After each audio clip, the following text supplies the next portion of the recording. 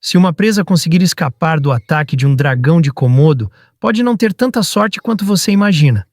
Você vê, por muito tempo, os cientistas pensaram que os dragões de Komodo tinham bocas realmente sujas, cheias de bactérias mortais, de toda a carne podre presa em sua boca, e que eles usavam essa bactéria para infectar e matar suas presas.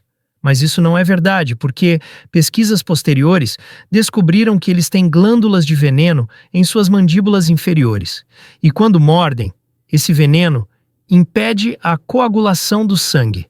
Isso leva a uma perda maciça de sangue, tornando até mesmo uma única mordida potencialmente fatal.